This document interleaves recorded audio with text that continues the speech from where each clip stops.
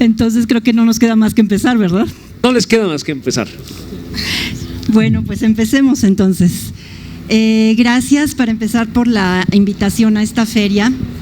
Me da mucho gusto que podamos traer a esta autora desconocida a esta ciudad, a esta ciudad actual en la que habitó hace 80 años, más o menos. Entonces es un buen tiempo para recuperarla. Permítanme, creo que está sonando mi celular, perdón.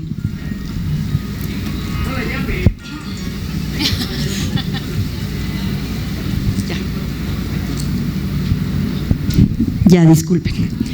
En este año se cumplen justamente 80 años de la llegada a México de Ana Zegers y coincide con la publicación de esta primera obra de un proyecto editorial que consta de 3 libros, 2 novelas y varios relatos.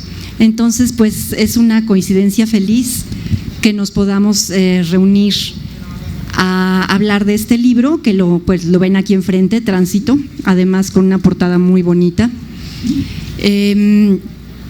Voy a empezar platicándoles un poco del proyecto y yo creo que las 3 pues nos vamos peloteando y vamos complementando. Neti, que es la bisnieta de Ana Zegers, nos podrá dar algunos datos biográficos de ella. Genové va a hablar del proyecto editorial o de la parte editorial más en concreto, pero ahí nos vamos pasando la bolita unas a otras y vemos que también, por supuesto, las preguntas que tengan ustedes y para que podamos entrar en una discusión. Bueno, a mí el proyecto de las obras del exilio mexicano de Ana Zegers me interesó porque estoy como embarcada en una especie de proyecto de rescate de autoras alemanas o germanoparlantes, por lo menos, que estuvieron exiliadas en México y que están totalmente olvidadas. En gran parte, incluso en Alemania, se les desconoce y aquí en México, bueno, no sé si se les desconoce, pero están muy olvidadas. Y aquí en México sí son del todo desconocidas, incluyendo a esta autora que nos reúne hoy, Ana Zegers,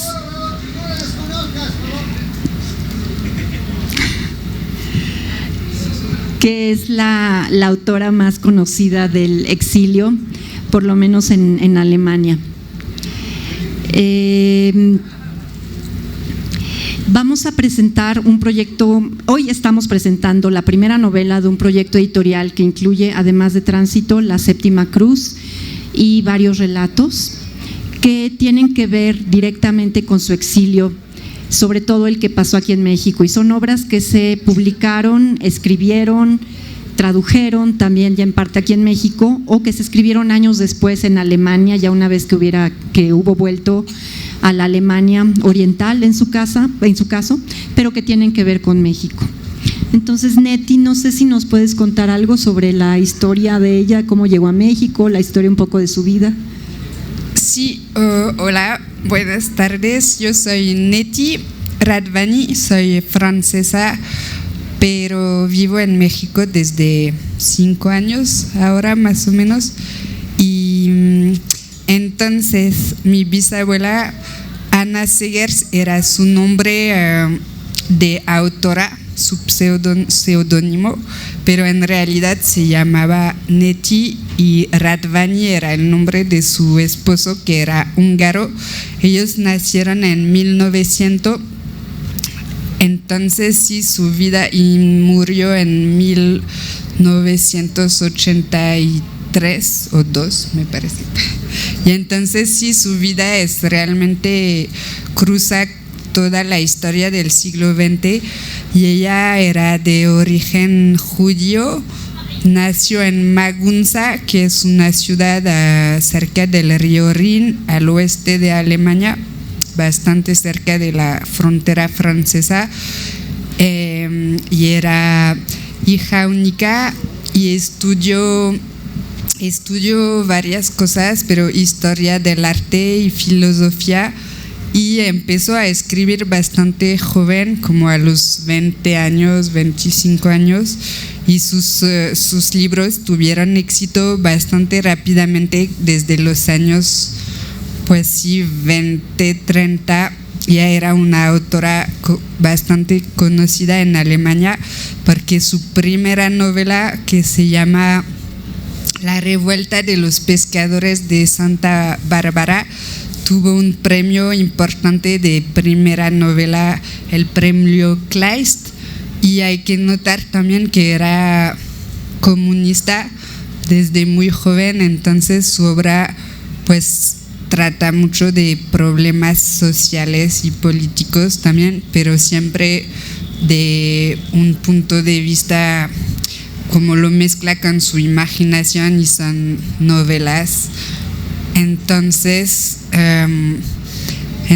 cuando empezó a subir el nazismo en Alemania en los años 30, ella fue una de las primeras autoras a ser en la lista negra, porque en esta época pues quemaban a los libros y sus libros fueron entre los primeros a ser quemados por los nazis. Entonces tuvo que escapar pues en 1933 cuando Hitler llegó al poder. Ella escapó a Francia primero y ya tenía 2 hijos, mi abuelo y su hermana, y su marido, él era también filósofo y economista, marxista. Entonces los dos se escaparon juntos y después con sus hijos y se refugiaron cerca de París, y ahí estuvieron en Francia 7 años, y ella pues sí empezó de hecho a escribir, creo, La Séptima Cruz en París, pero después cuando los nazis invadieron después a Francia y gran parte de Europa, tuvieron que escapar porque además de ser comunistas eran alemanes y húngaros, entonces pues eran perseguidos por esto, y su marido lo arrestaron y lo pusieron en un campo de internamiento para los refugiados no deseados.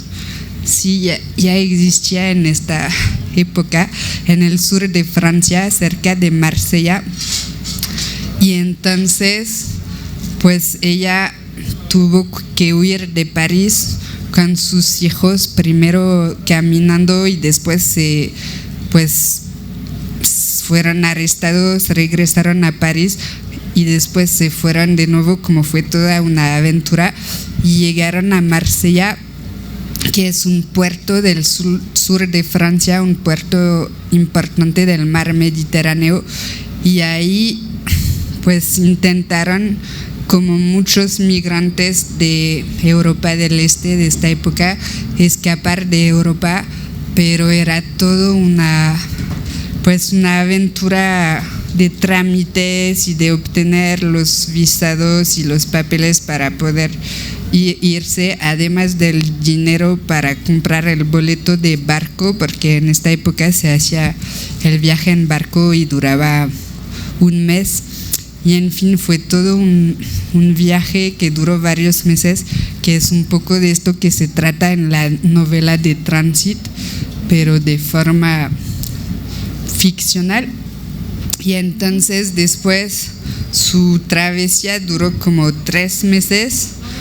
Se hicieron una parada en las Antillas francesas, en Martinica, después pasaron por Nueva York, intentaron entrar a Estados Unidos, pero los rechazaron por ser comunista, y como tenían un visado para México, porque hay que recordar que México en esta época era un país, todavía lo es, pero sobre todo era muy abierto y recibió a muchos refugiados políticos.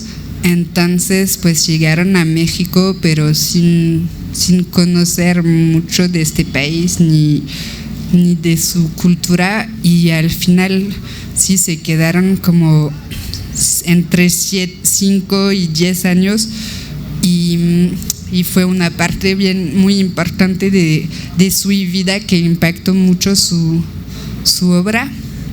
Y No sé si quieren decir bueno, más. yo les cuento porque en este contexto es que ocurre la novela, como bien lo dice Neti. La novela tiene como protagonista un hombre que tiene que, pues más bien que llega a Marsella, que es un puerto de salida pues para muchos barcos en los que se embarcan muchos exiliados, y él no llega al principio con ningún propósito más que estar ahí. Es una zona neutral o una zona que acepta refugiados, y entonces él está huyendo también, pero no tiene ninguna visión en particular, ninguna aspiración.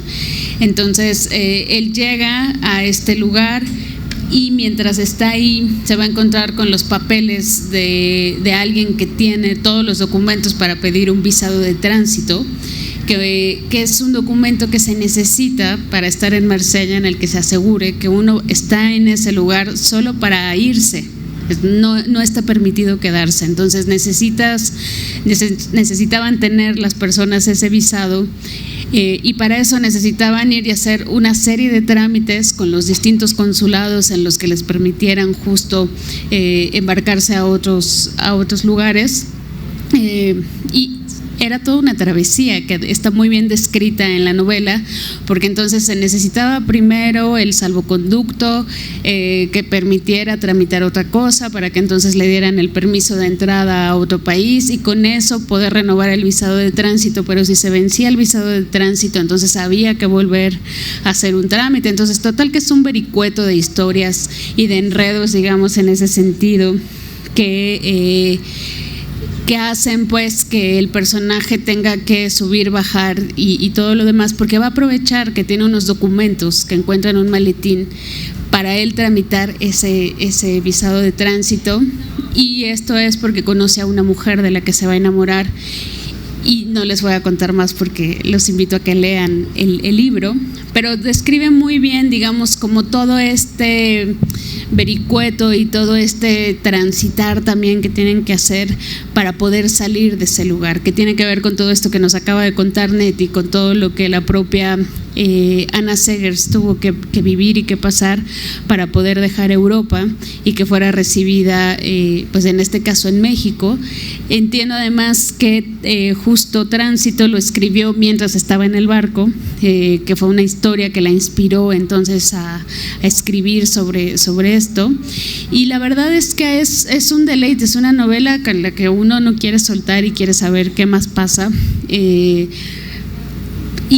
Pero además, digamos, como llama mucho la atención, y en la editorial nosotros hemos querido recuperarla con mucho gusto, a invitación de Claudia, que nos acercó el texto, porque nos parece que es un tema que sigue siendo muy vigente, ¿no? Es un momento en el que los gobiernos de extrema derecha más conservadores pues de pronto siguen justo persiguiendo gente o haciendo que la gente tenga que dejar sus lugares de origen, y que pasen también por toda una serie de vericuetos que no tendrían que pasar.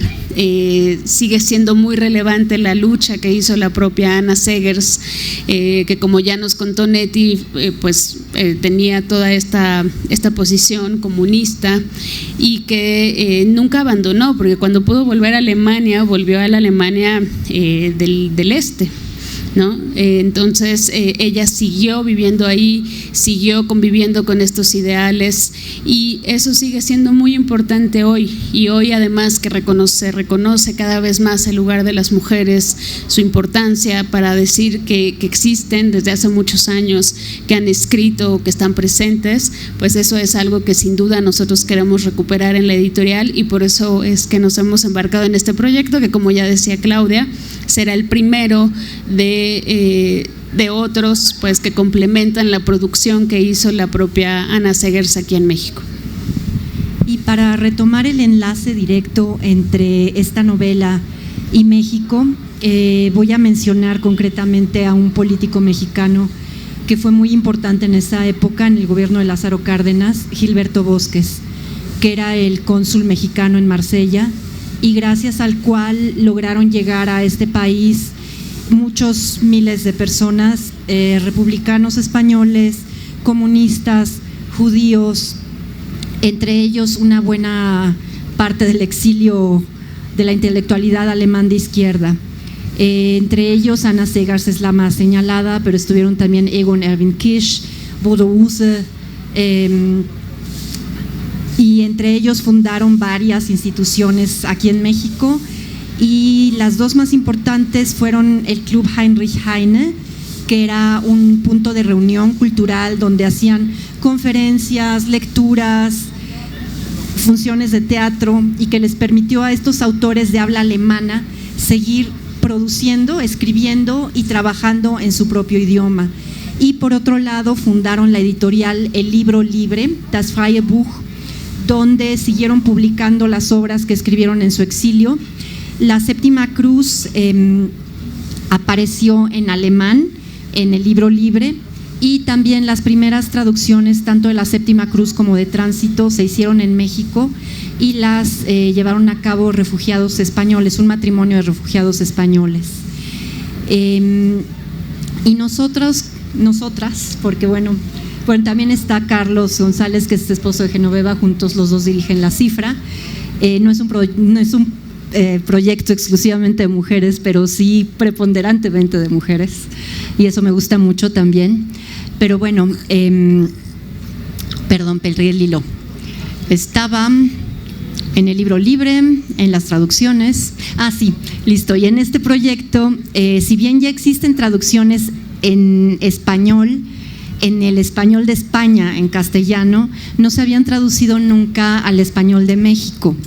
Y a mí me importaba recuperar también para los lectores en México una versión actual y en nuestra propia variante lingüística, porque si bien es una autora muy conocida en España, incluso aquí en México prácticamente no se le conoce porque sus libros no son muy accesibles tampoco. Ha habido varias reediciones, incluso ya de traducciones hechas, pero por lo menos yo no pude conseguir ni siquiera en librerías de viejo estas ediciones anteriores, estas traducciones anteriores. Y es una autora realmente tan relevante y tan buena, escribe tan bien, que es una lástima que no se le pudiera leer aquí en México. Entonces, bueno, y también como parte incluso de una lucha de reivindicación que llevamos a cabo, o que estamos sacando adelante varios traductores literarios, también desde la Asociación Mexicana de Traductores Literarios, AMETLI, estamos pugnando porque cada traductor, cada traductora traduzcan, tengan el derecho a traducir a su propia variante lingüística y no al castellano de España o a un supuesto español neutro que realmente pues no existe, porque nadie habla un español neutro. Todos los españoles, todas las variantes del español están enraizadas en un lugar específico, en un país o una región específica. Entonces pues me parecía importante en este momento también recuperar a esta autora para que se le pudiera leer aquí en México. Déjenme ver cómo andamos de tiempo para saber qué tanto nos podemos extender. ¡Uy, qué barbaridad! Son 6:20 apenas. Bueno, no sé si quieren contar algo más o… Pues puedo hablar del proyecto más general sobre Anna Segers, que desde este año empezamos, porque no lo hice sola, a hacer un ciclo de varias actividades en homenaje a esta escritora y esta mujer, y va a tomar varias formas. La primera, pues esta es una de las primeras, y me dio gusto coincidir con este proyecto de Claudia y de Genoveva, y yo soy más directora de teatro y de cine. Entonces hicimos ahora con el Goethe Institut de México, durante la 20ª Semana de Cine Alemán, que tuvo lugar ahora en noviembre, un curso sobre literatura y cine, porque hay que notar que varios de sus libros fueron adaptados al cine en diferentes épocas, desde los años 30 hasta los años 2018, el último. De hecho, esta novela de Tránsito hay dos adaptaciones, una francesa de los años 90 de 91 de René Alliot, que es un director de Marsella y que es pues un poco documental también sobre la vida en Marsella y es bastante cercana a la novela y que hizo para la televisión francesa en esta época, pero es un poco complicada encontrar esta versión en internet y todo.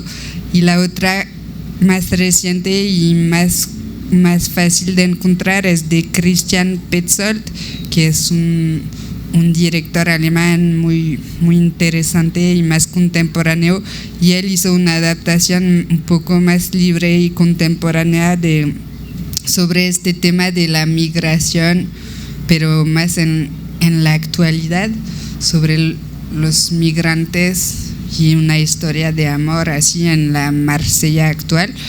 Y también hay como su primera novela, La revuelta de los pescadores, de la cual hablaba antes, fue adaptada en los años 30 por un director alemán, pero en la Unión Soviética.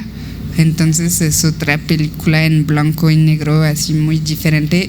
Y hubo también La Séptima Cruz, la adaptaron en Hollywood durante la Segunda Guerra Mundial, y es una de las primeras novelas que hablaba de los campos de exterminación en Alemania.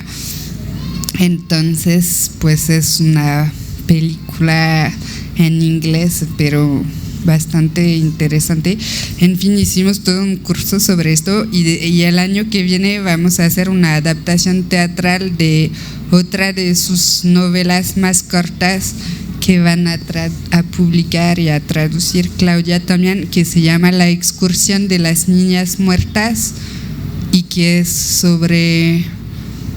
un poco difícil de escribirla, sobre sus recuerdos de niñas de una excursión de su salón de niñas en Alemania, pero mezclado con su presente en México. Es una novela que escribió cuando estaba en México, después de haber tenido un accidente bastante grave porque la atropelló un carro en Reforma una noche. No se sabe bien si fue a propósito o no, pero resultó que estaba en el coma durante varios días y fue un evento bastante fuerte de su vida. Y es la primera novela que escribió y es muy bella, y vamos a hacer una adaptación teatral también con el apoyo del IFAL, que es la parte cultural de la Embajada de Francia.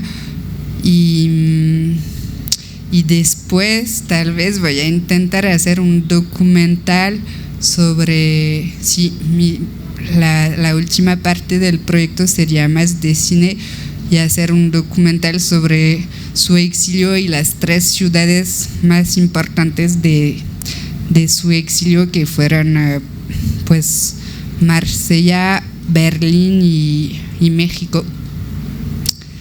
Ya.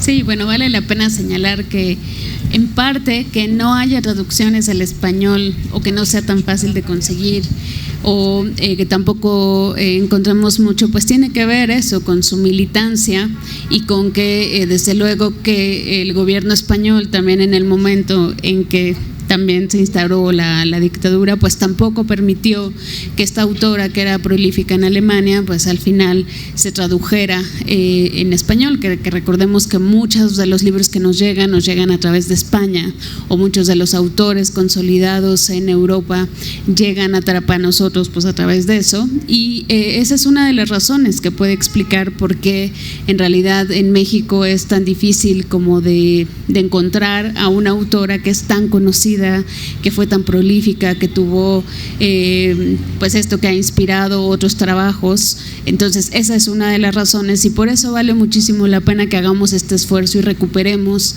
la figura de autoras como ella, que es muy importante que nosotros también hagamos la labor de buscar y de editar en México y de hacer una traducción desde el español que hablamos en México también, para sentirnos también como mucho más ligados al texto. Entonces va a valer muchísimo la pena justo en ese sentido si ustedes hacen la lectura de Tránsito, que insisto, es una novela que se lee así como, claro, no fue lo mismo, y eso quería preguntar, bueno, que le compartieras aquí a la gente que está con nosotros. Claudia, ¿cómo fue para ti el trabajo de traducir? Porque de pronto parece que no es un trabajo tan complicado en un sentido, y sobre todo a lo mejor si hay como referencias sobre estos textos en otro idioma, pero ¿cómo fue el reto para ti de hacer esta traducción?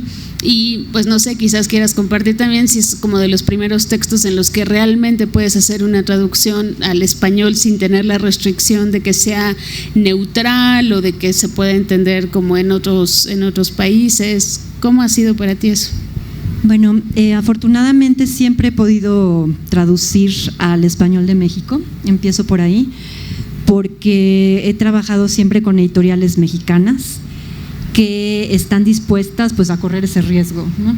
Incluso cuando he trabajado mucho con ustedes también, y Herder, que es otra editorial con la que también he trabajado, originalmente es una editorial española, pero la filial de México publica libros mexicanos, y afortunadamente nunca me he visto constreñida a pues escribir en un registro que no es el mío, ¿no? Pero esta novela, cuando uno empieza a leerla, parece muy fácil, ¿no? Es engañosamente fácil, diría yo. Y uno podría pensar que por esa aparente facilidad, pues resulta muy fácil también traducirla, y no es el caso, porque en realidad no es un lenguaje fácil, no es un lenguaje simple, es un lenguaje muy trabajado, porque en alemán es también una cuestión de ritmo, de cierto registro, y bueno, es un alemán que se escribió, un alemán que se hablaba en los años 40, entonces si bien yo no puedo reproducir ahora cómo se hablaba español en los años 40 aquí en México, sí me gusta darle como ciertas marcas al texto que indiquen o que rescaten un poco de la época en la que se le escribió. Y también en ese sentido me ayudó recorrer la Marsella que se menciona, que se describe en la novela, con un mapa, ¿no? Con un mapa en mano. Afortunadamente en internet se puede conseguir ahora toda la información que uno necesite. Entonces iba yo siguiendo el barrio Corso, donde se lleva a cabo parte de la trama, o donde estaba el hotel en el que vivía el protagonista, o entonces, bueno, tener ante mi imagen interior, digamos, ante los ojos de mi mente, la ciudad, la imagen de la ciudad en esa época, también a mí me ayuda a visualizar, a hacerme una idea en la cabeza de qué es lo que se está diciendo, en dónde, cómo, y eso me permite también traducirlo de manera pues más vívida, quiero suponer, ¿no? Sí. Bueno, y yo quiero aprovechar también para retomar algo que me pareció mágico, porque en el sentido pues en el que son sorpresas muy gratas, y es que cuando nos enteramos que Neti justo estaba en México, y además nos enteramos que llevaba unos años viviendo acá, pero no lo sabíamos, ¿no? Fue un contacto que le llegó a Claudia justo cuando se puso en contacto con el Goethe Institute para trabajar sobre este libro. Y eso fue mágico en ese sentido, porque nos dimos cuenta que además aquí en México seguía como pulsando pues algo de Anna Seghers. Entonces yo quiero aprovechar y preguntarte también a ti, ¿cómo fue para ti llegar a México y encontrarte con este país en el que vivió tu bisabuela, y pues de alguna manera ver que se concreta también esta edición y el proyecto que se ha vuelto más amplio con el cine y con todo lo que nos acabas de compartir?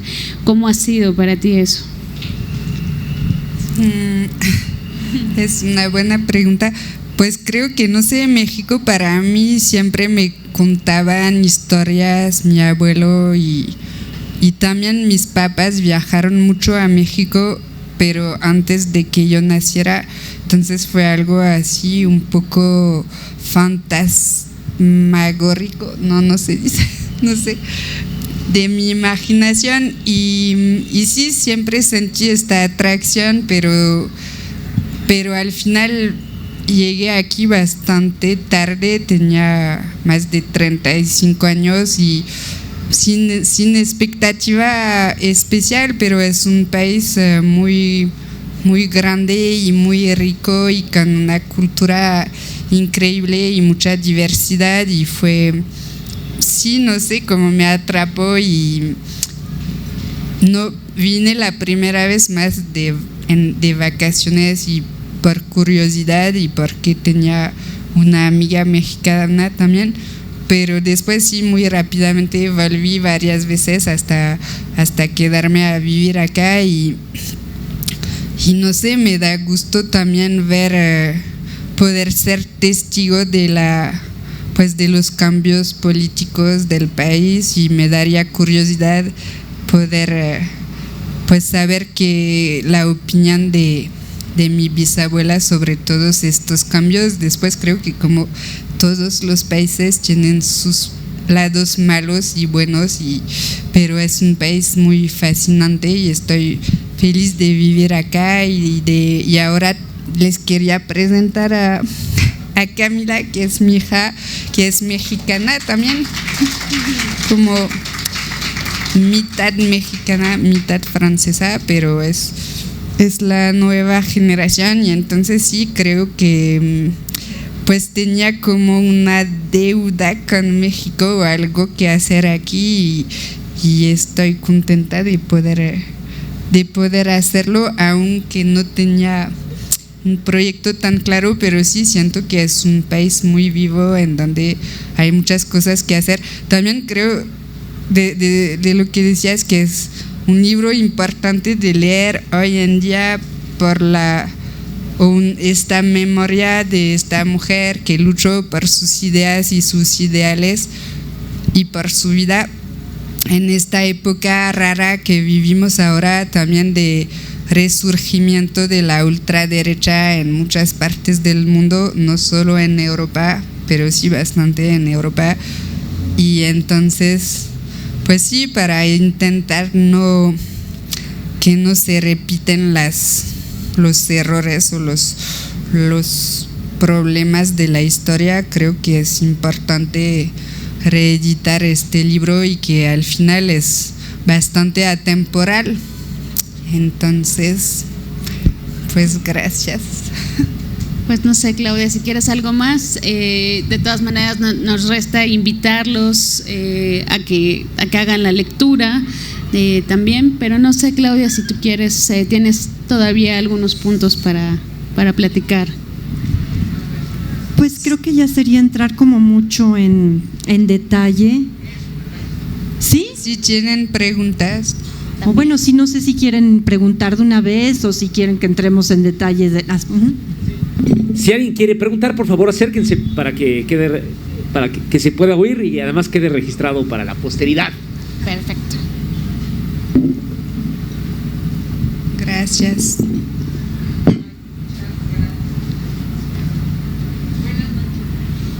gracias. Me parece muy interesante este libro, la persona un poco más cerca. Me parece muy interesante lo que nos han planteado. A mí me gustaría saber en dónde vivió, aquí ya en la Ciudad de México, en dónde vivió Ana Segertz y a qué se dedicaba ya una vez que llegó y se instaló en la ciudad, pues en qué parte de la ciudad vivió sus actividades. Nada más, muchas gracias. Vivía en la colonia Escandón. En varios lados, pero sí, más tiempo, ¿no? En la Escandón. Después del accidente. Primero sí. Creo que llegó por. Pero, ¿y a qué se dedicaba? Pues seguía escribiendo y ya tenía la suerte de poder vivir, pero sí tenían bastante problemas económicos, pero en esta época había muchos como comités de apoyo a los refugiados y a los escritores, entonces al inicio trabajaba así, vivían con estos apoyos incluso, y eran muy organizados entonces les ayudaban a buscar departamentos y cosas así. Y también su marido, Rodi, era, como decía, economista y era un gran profesor de universidad.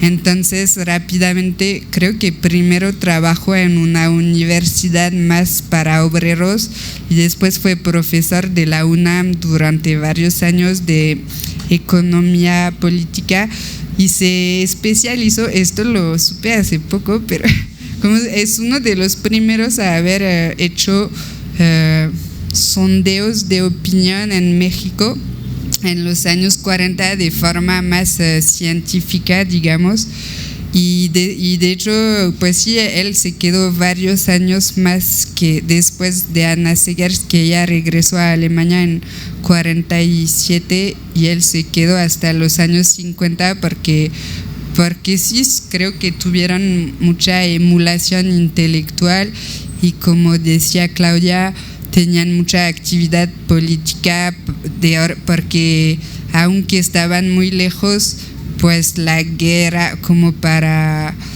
la guerra ideológica seguía y de lucha antifascista y después en la comunidad más de lengua alemana en México. Y fundó una revista aquí también. Sí, era parte de este movimiento de Alemania Libre y de la editorial El Libro Libre. Y bueno, en un principio, como dice Neti, tenía mucho que agradecerle a estos comités de ayuda y a estas instituciones de los exiliados germanoparlantes que ya existían en México. Y después de que vendió los derechos de la Séptima Cruz a Estados Unidos, una de las primeras traducciones, no sé si la primera fue la que se hizo en México o la que se hizo en Estados Unidos, creo que son bastante simultáneas. Una vez que le pagaron los derechos por la traducción y que además vendió también los derechos para la película, una vez que se los pagaron, eso fue lo que le dio ya finalmente la solvencia económica para dedicarse a escribir de manera profesional. Y en este sentido tuvo mucha suerte ella, porque bueno, pudo salir adelante con su literatura. Hubo varias escritoras alemanas que no tuvieron la misma suerte. Suele pasar, y no pasó nada más en el exilio germanoparlante en México, sino en todo el mundo, que a veces eran matrimonios de escritores ambos, y los que escribían de manera profesional eran los hombres, y las mujeres o escribían en las noches, en el último rato que les quedaba libre antes de acostarse, y esos textos iban a parar a un cajón, o ni siquiera escribían porque eran las que mantenían a las familias, ¿no? Trabajaban incluso haciendo trabajo doméstico, el aseo doméstico en casas de otras personas, o eran enfermeras, o eran maestras, o institutrices, eran el sustento económico de la familia y las que les permitía a los hombres seguir escribiendo. Acá Ana Segers siempre pudo desempeñar su labor de escritora profesional y también al tiempo que su esposo László Radványi, como dijo Neti, era profesor universitario. Y también cuando ya tuvieron más ingresos, apoyaban así a los otros refugiados que tenían menos recursos. Sí, era un grupo bastante sólido, de mucha solidaridad, eso. Y también hay que decir, eran grupos fragmentados, ¿no? Estaban los comunistas, estaban los socialdemócratas, estaban los austriacos, estaban estos y los otros, y no necesariamente tenían buenas relaciones entre sí. Entre más avanzaba la guerra, más se iba fragmentando también ese movimiento, incluso entre los propios escritores comunistas, que eran como el grupo, el núcleo duro. Estaban siempre como con muchas reservas entre ellos mismos porque se espiaban, se delataban, era una situación compleja.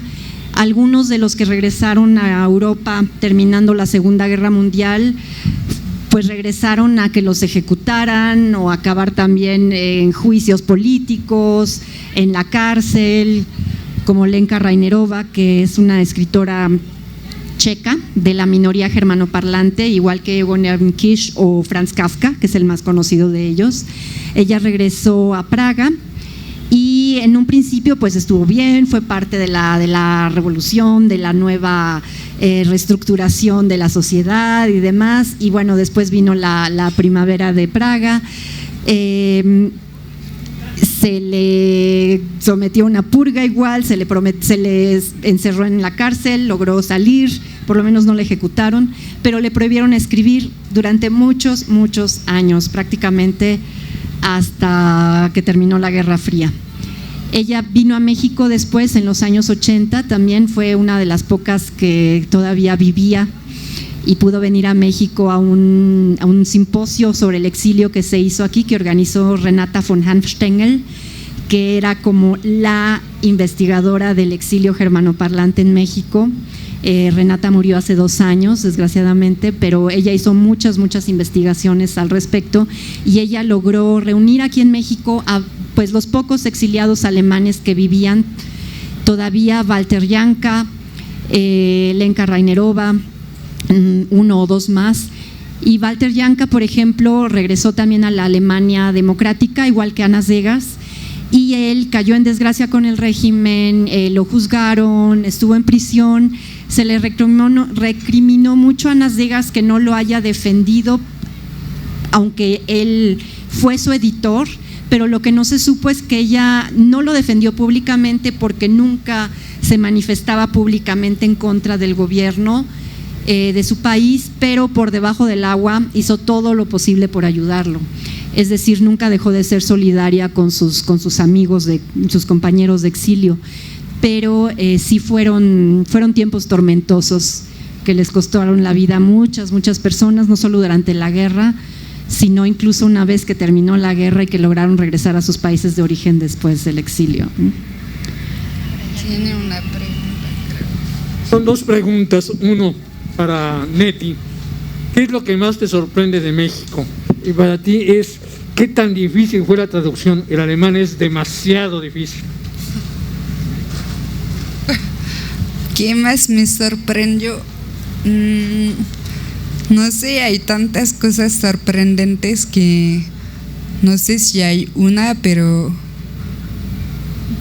creo que lo que más me sorprende es un poco los contrastes en general que existen en este país entre a todos los niveles, digo, sociales, como de paisajes y siento que sí, hay algo un poco en los extremos de hay gente muy amable, muy abiertas, pero también hay una violencia muy fuerte y sí siento que estos extremos es algo que tal vez en Europa, por lo menos en mi generación, no viví tanto. Pues sí, es un libro difícil de traducir. El alemán es un idioma difícil, pero yo no sé si es un idioma más difícil que otros, ¿no? Yo creo que cada idioma tiene su complejidad. Yo aprendí alemán desde muy chica, estuve en el colegio alemán, entonces prácticamente crecí junto con el idioma, es decir, que lo traigo ya muy dentro. Y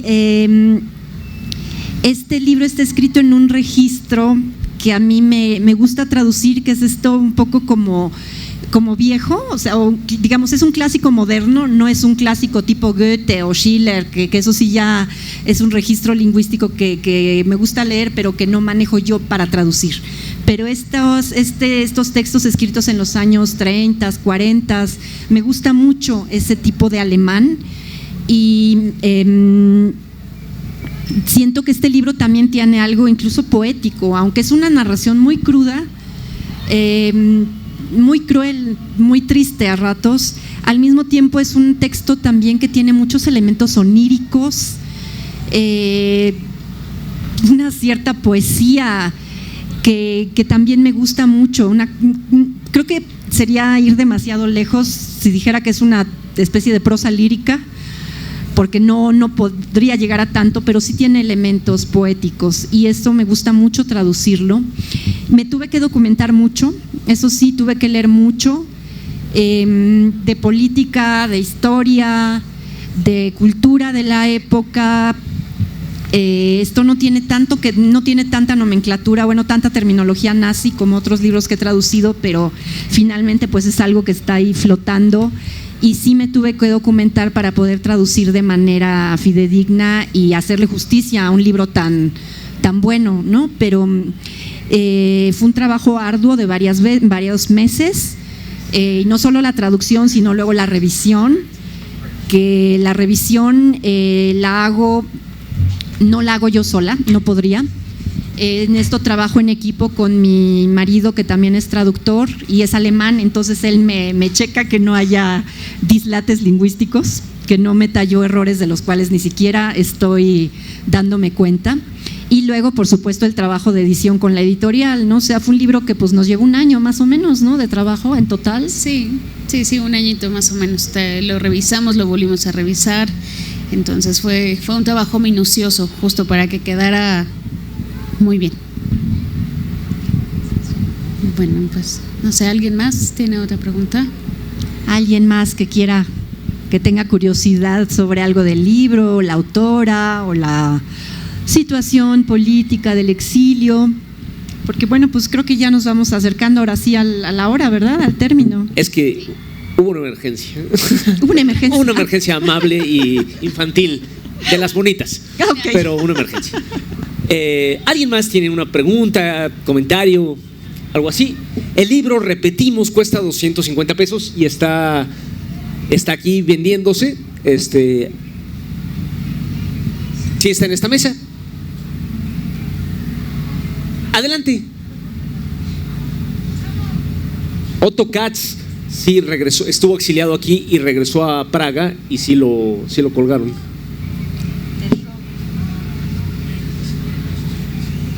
Va dirigido a usted. En cuanto al colegio alemán,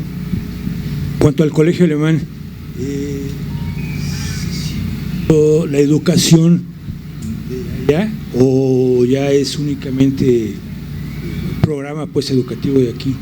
Es un colegio alemán que está aquí en México. Lo fundaron originalmente pues los primeros emigrantes que vinieron a México. Es un colegio que tiene más de 100 años, no sé, 120 años, una cosa así de haberse fundado. Y se pueden tener intercambios con escuelas en Alemania, pero bueno, creo que eso fue después de cuando yo estuve en el colegio alemán. Yo ya salí hace 30 años del colegio. Cuando yo estuve ahí todavía no se podía uno hacer un semestre de intercambio a Alemania, por ejemplo. Lo que se podía hacer y sí hice fue ir a pasar las vacaciones de verano en casas, en la casa siempre la misma de una familia alemana. Me fui los 3 veranos de secundaria y luego, bueno, es decir, primaria y secundaria, las clases de alemán estaban divididas en alemán como lengua extranjera, alemán bilingüe, y alemán como lengua materna. Los niños que tomaban las clases de alemán como lengua materna eran normalmente hijos de diplomáticos o de empresarios alemanes que venían a México solamente por un periodo. Entonces pues los niños tenían la educación casi totalmente en alemán, porque había materias en español y había materias en alemán, pero una buena parte era en alemán. La clase de alemán como lengua extranjera era para los chicos mexicanos que entraban al colegio alemán sin saber alemán y que lo aprendían ahí, y la clase de alemán bilingüe era normalmente para chicos que tenían padre alemán y madre mexicana o viceversa. Mis 2 papás son mexicanos y por alguna razón extraña yo fui a aterrizar desde el principio en alemán bilingüe. Entonces eso pues yo creo que me fomentó un poco ya el alemán a un nivel más exigente desde el principio, y en preparatoria había la opción de hacer el bachillerato mexicano o el bachillerato mexicano y el alemán. En el bachillerato mexicano la mayoría de las materias eran en alemán con 2 o 3 materias en alemán, perdón, eran la mayoría en español con 2 o 3 en alemán, y en el bachillerato alemán era la inversa, la mayoría de las materias en alemán con 2 o 3 en español. Y ahí fue donde realmente fue el rigor de tener todo en alemán, y creo que fue donde ya aterrizó en mi cabeza ya el idioma como tal a un nivel casi de lengua materna, ¿no? Y bueno, pues esta educación bilingüe, bicultural, es lo que me ha formado, yo soy lo que soy gracias a que estuve en ese colegio y siempre estoy con una patita aquí y una patita allá, ¿no? Voy con cierta frecuencia a Alemania por cuestión de trabajo, por cuestión familiar, como les comenté, mi esposo es alemán y pues parte de la familia entonces ahora está allá. Y voy incluso para mantenerme al tanto también de la literatura en alemán, de lo que se está escribiendo, bueno, más allá de que a mí me gusta traducir clásicos modernos, pero estar al tanto de lo que se está escribiendo ahorita, mantener el idioma también fresco, porque pues un idioma es un músculo, ¿no? Si no se ejercita se pierde. Pero, bueno, digamos, mi raíz está aquí, pero mis alas están allá, digamos, ¿no? Sí. ¿Qué opinas de los alemanes? Dicen que los alemanes solamente son amigos en la cervecería y que tienen un carácter, no considerados con un carácter, pero horrible. Pues mira, lo de que son muy cerveceros sí me consta. Hay muy buenas cervezas en Alemania, además. Y lo de que tienen un carácter horrible, no, es un cliché. O sea, hay gente que tiene un carácter horrible, no importa si es alemán o mexicano o español o francés o ruso o chino o lo que sea. Es un cliché esto, yo no sé si te refieres a esto que se dice que son muy fríos, muy… Yo leí el libro de Dietrich Schönitz, precisamente donde hacen análisis de los europeos y precisamente habla de la… Pues sí, para que te oigamos bien. Lo que yo leí sobre los alemanes en un libro de Dietrich Schönitz, que es La cultura, se llama el libro, donde hace todo un catálogo del carácter de los europeos, ¿no? Que además los pone casi a todos medio altivos, pero a los alemanes los coloca, él es también de origen alemán o suizo más o menos, como de un carácter muy, muy, muy brusco y todo.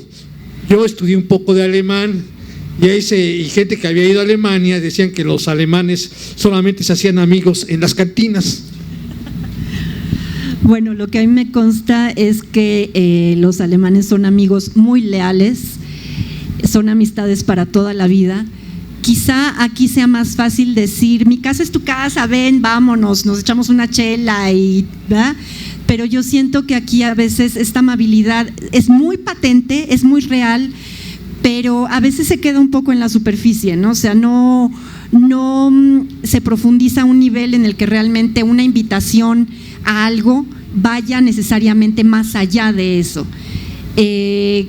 Yo no estoy diciendo que no se pueda, o sea, tengo amigas mexicanas, amigos mexicanos con los que tengo realmente amistades también de corazón y de solidaridad, y donde yo sé que si tengo un problema o mis amigos tienen un problema, ahí vamos a estar echándonos la mano. Pero en Alemania esto quizá, viniendo desde Latinoamérica, se piense que se tarda un poco más o que son más difíciles de que entre uno, pero una vez que entraste para el resto de tu vida, en la situación que sea. Y yo creo que también es un cliché y puede tener que ver incluso con regiones. Yo tengo amigos alemanes desde que nos vimos la primera vez fue una cosa muy cálida, muy entrañable, de besos y abrazos. Tampoco es necesariamente cierta esta cosa del espacio personal, de que no te me acerques. Yo creo que es pues habla quizá cada quien de cómo le va en la feria. A mí me ha ido muy bien.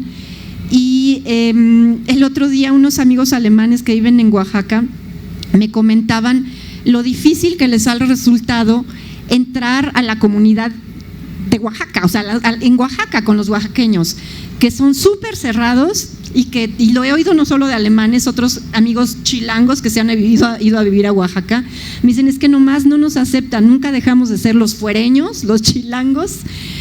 Y entonces yo digo, ok, dicen, los de Hamburgo son muy fríos, son muy cerrados, no aceptan a alguien a menos que tenga 3 generaciones de haber nacido en Hamburgo, ¿no? Y los oaxaqueños, entonces, ¿no? Por eso te digo que no se puede generalizar, en realidad es una cosa que yo creo que tiene que ver con qué gente concreta, con qué individuos concretos está uno relacionándose.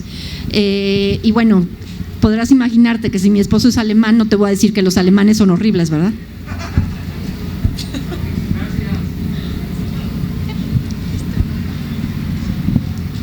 ¿Alguien más?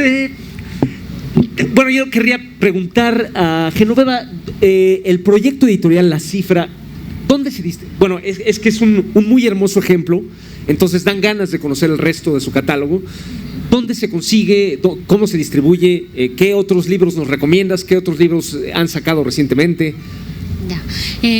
Los libros de La Cifra los encuentran en casi todas las librerías. Estamos desde Gandhi, el Sótano, hasta las más pequeñas, las librerías independientes, como El Desastre, La Moraleja, en Morelia el Traspatio, en Mérida la Meiga. En fin, participamos con Casa Tomada también aquí en la Condesa. En fin, trabajamos con muchas librerías. La Cifra Editorial existe desde 2007 y publicamos libros de ficción, de no ficción, novela gráfica y libros infantiles. Entonces es variado, es un proyecto chiquito, digamos, publicamos pocos libros al año, pero siempre como abarcando todos esos géneros. Así que seguro que si se dan una vuelta a las librerías de por acá cerca, estamos en las ferias del libro también, participamos en la Feria del Zócalo, en la FILIG o ahora el FELIG, que justo ahora mismo estamos por allá en el Complejo Cultural Los Pinos.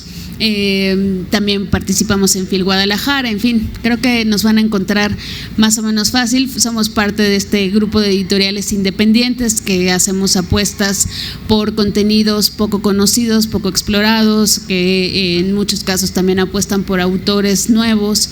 Entonces, bueno, somos parte de este grupo de editoriales que también les invito a conocer, más allá también de La Cifra. Muchas gracias por el espacio. Y perdón, Oscar, aquí también quisiera decir, se nos había olvidado, que este libro en concreto y todo el proyecto Segas es una coedición entre La Cifra y Elefanta, La Cifra Editorial y Elefanta Editorial. Sí. Mil gracias, Claudia. Ya no regresó Neti, que fue a una emergencia con su hija aquí al Sanborns, que por 5 pesos pueden ustedes resolver ese tipo de emergencias.